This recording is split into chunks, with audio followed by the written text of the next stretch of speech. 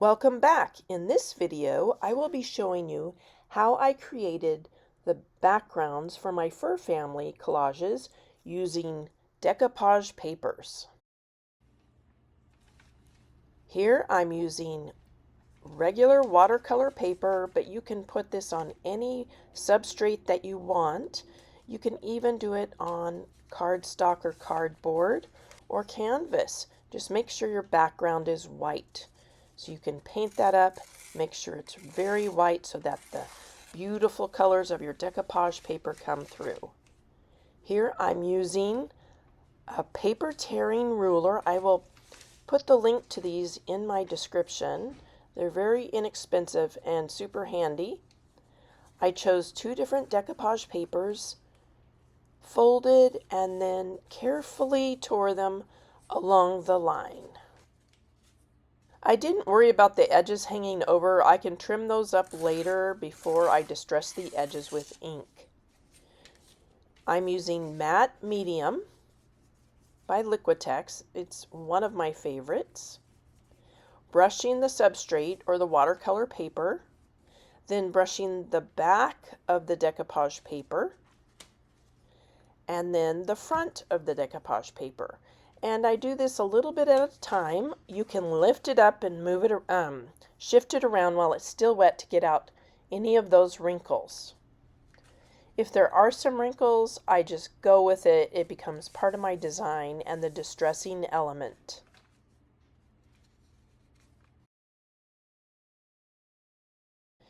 In the previous videos, you saw me using regular inexpensive tissue papers for some of the background elements.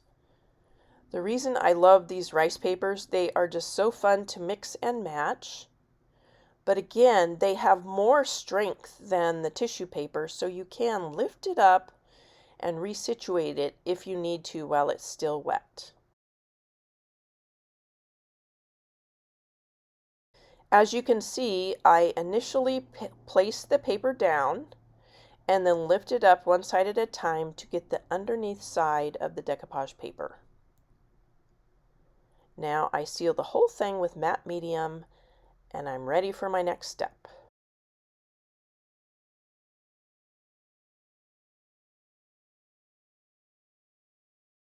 In my next video, I will show you how I collage the characters and the elements onto this background.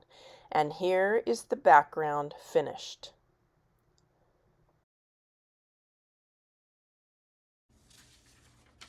For my next collage, I decided to go with thirds. I really wanted to use the top of this decoupage paper, but I didn't need the main character woman in this paper design.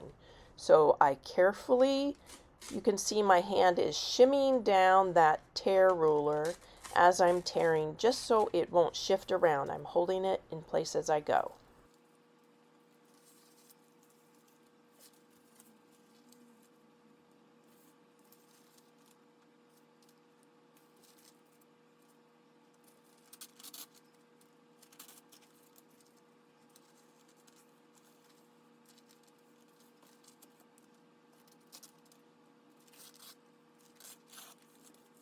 Review, I brush on a layer of the matte medium to my substrate. You can either brush on the back of your decoupage paper right now, or you can lay it down on the wet substrate and then peel one part at a time.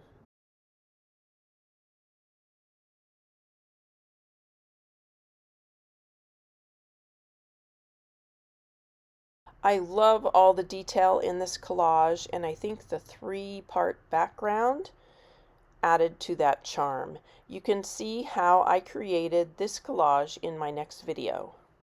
For the next piece of collage paper, I chose this gorgeous paper that featured an owl. I didn't need the owl, so I decided to rip it out and use the rest of the background, which already was a collage. If you find any difficulty with ripping the dry collage paper, you can always get a soft brush and dip it into water, paint a line with the water where you want to rip. It will make ripping it much easier, but I wasn't having any difficulty, so I just went for it and ripped it while the paper was dry.